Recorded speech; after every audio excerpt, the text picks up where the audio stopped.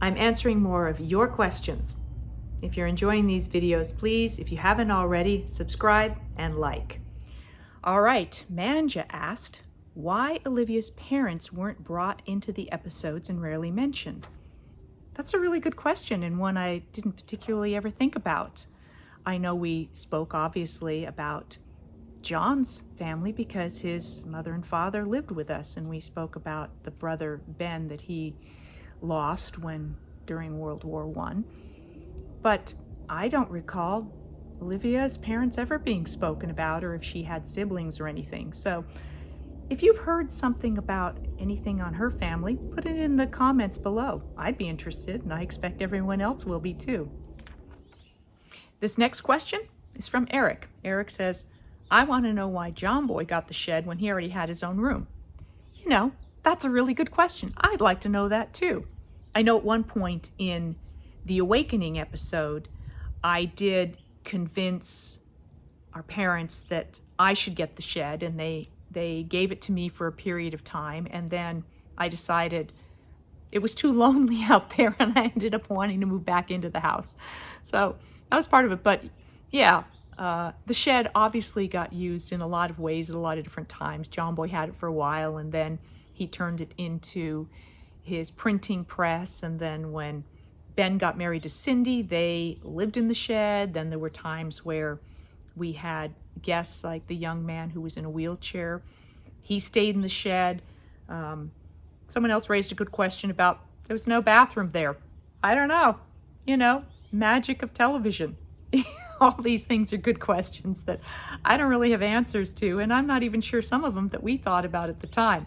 So thank you for your insights and your questions. They raise good issues. Have another question here. This one is from Rena, wanting to know if everyone's parents were on set and how did that work? It's true, when we were young, up until the age you're 18, you are required to have a parent or guardian on the set with you. Those are just California labor laws for working in the film industry. So in my case, my mother loved to be around the studio and on the set. So she came with me until I was 18, but at some point she also started acting as a guardian for Cammie Kotler.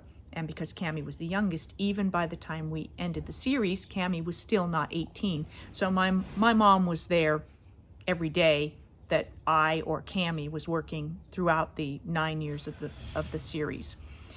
For others, it was a mixed bag, whether their mother or a guardian was there with them. But those were the rules. That was kind of how it worked. Rose asks, I would be interested in the Walton menus. I noticed that when there was corn on the cob, there wasn't much else.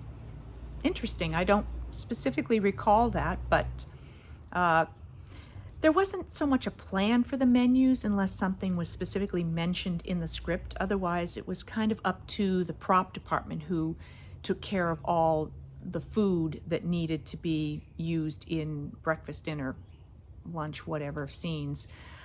So depending on whether some meals were at the beginning of a meal where we were putting things on the table and grace was being said, and then whatever conversation was happening as the meal began. Other times we were well into a meal, and other times we were at the end of a meal.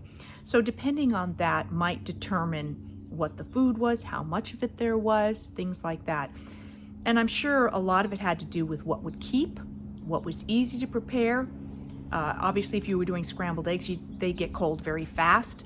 So they tried to avoid too much of that because otherwise we were eating cold eggs, or they had to keep making new eggs, and that was, hard to deal with for an extended period of time. So that's pretty much the story on the meals, and as to how much there was, I'm not sure what determined that.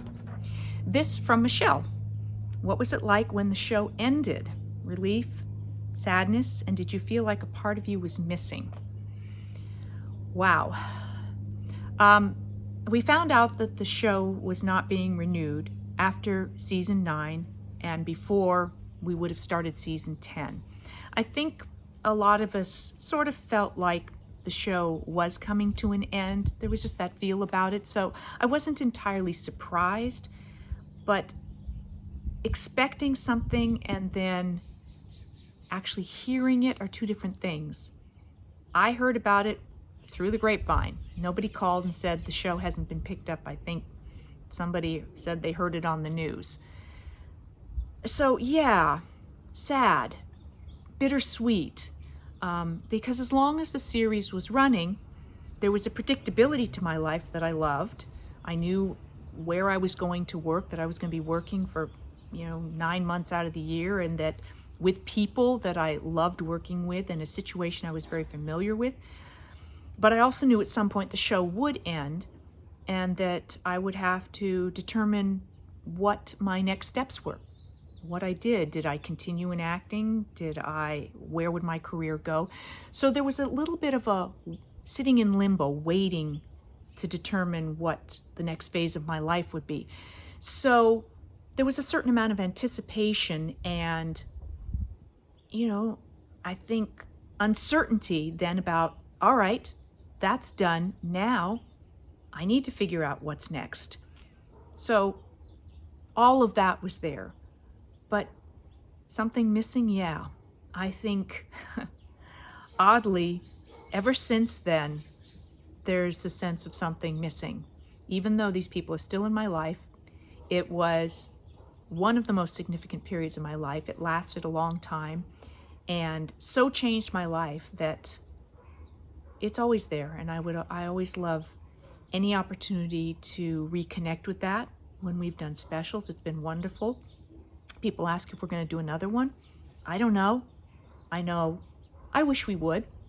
It would be nice. I don't know what it would be, what would make it a wonderful experience, not only for us as a cast to be together again, but also for you, the audience and the fans.